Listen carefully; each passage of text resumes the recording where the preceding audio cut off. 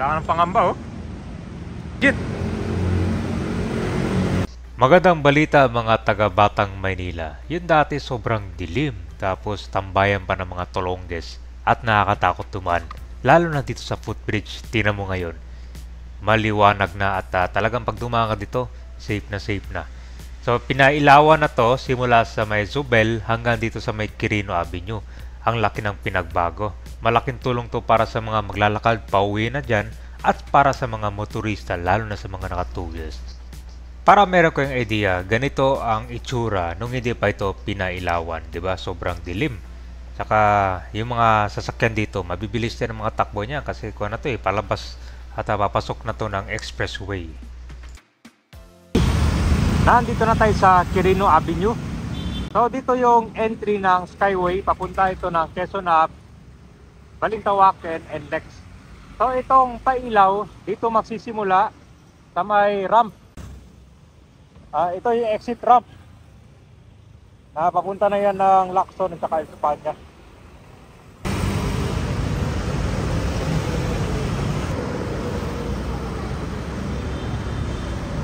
Diba? May pailaw na rin dyan, no? Grabe guys, parang hindi gabi dito, eh. Kanyang kaliwanag, oh.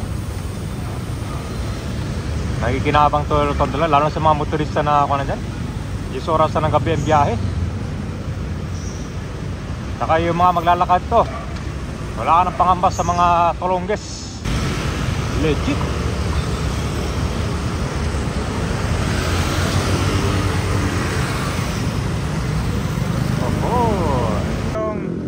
Ito yung footbridge na nabanggit ko kabayan dito. Maraming mga tumatambay dyan paggabi. May mga gamit, so talagang ginawa siyang squatting area. Ayun, no, maliwanag na. Tamang tama dito sa tulay na yan, no?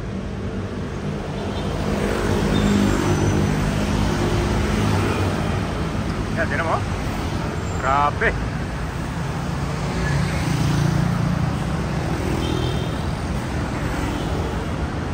Ultimo yung maglalakad kayo ito, walang pangamba. Tara, punta natin ng tulay.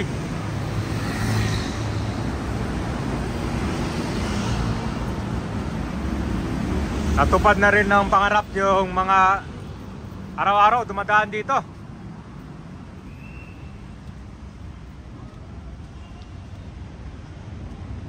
Oh, wala ka ng pangamba, oh.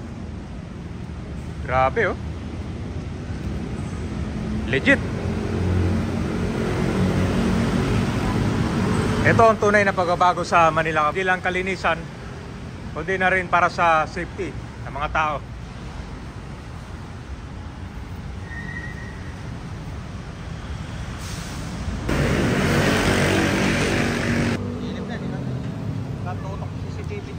May CCTV na dito. Ayan, no. Tinan mo yung ilalim ng tulay, oh. Maluwag na. Maliwanag.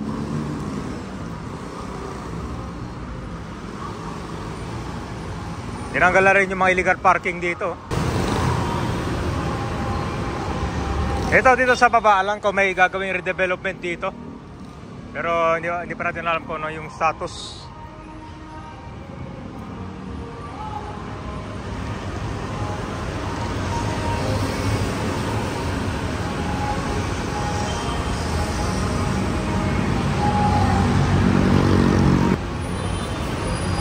Marami nang dumadaan dati, oh.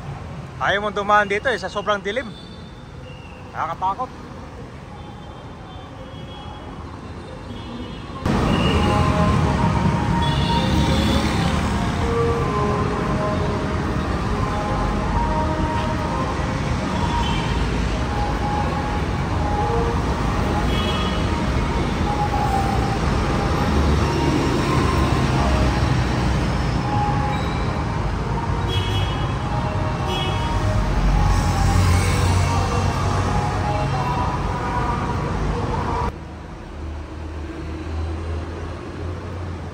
Ayun, tinan mo yung liwanag, oh.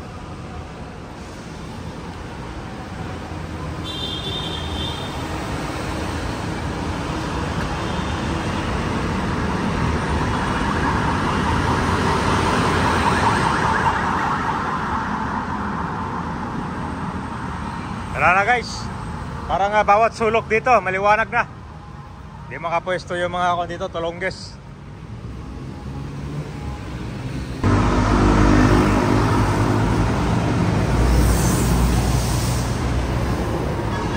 Tignan mo yung liwanag, oh. Kapag ganito kaganda pa naman, ang sarap mag-drive kahit anong oras. Abutin ka naman ng kinagaumagahan.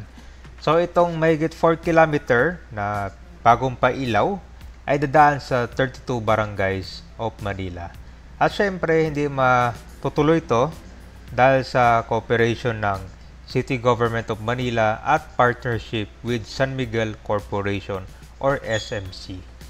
So mahigit 1,162 high-powered LED tunnel lights spanning Peña Highway na mahigit 4 kilometer. So itong lighting feature na ay meron itong 4,000 lumen LED fixtures. So mostly dadaan ito ng District 6 at District 5. Pailaw dito sa ilalim ng expressway talaga yan. Dito yung marami nag-raise ng concern kay Mayor Isko Moreno na yun nga, number 1 dito yung aksidente.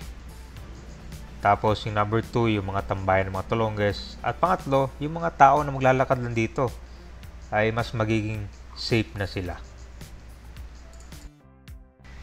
Nabanggit din ni Yorme na yung 32 barangays ay sila na yung magpatuloy para itong bagong facility naman ay tatagal.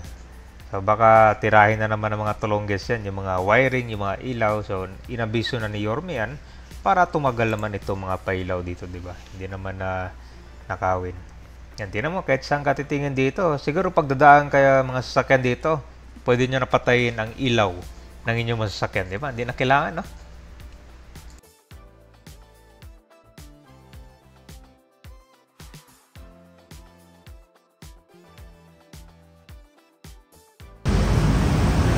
Tinan mo yung kung ka ba yung kitang-kita may lubak dyan, no? Maliwanag na, sir, no? Wala, ayaw magawa eh. Ayaw magawa, no? May kita mo na yung lubak dyan, no? Dito sa liwanag. Yeah, tuwa yung mga motorista dito.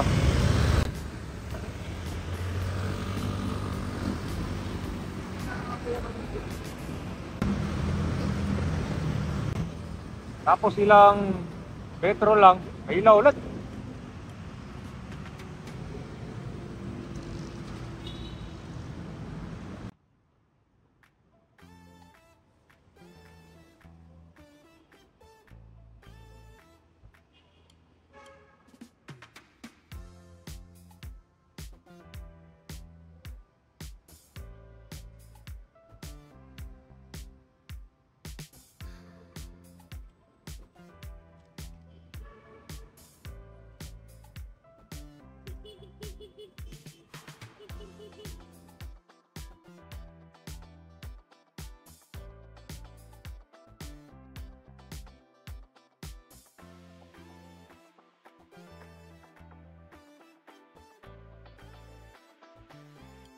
Nandito na tayo sa Osmeña Highway. Ito ay bound na sa Makati at papunta ng SLEX Expressway.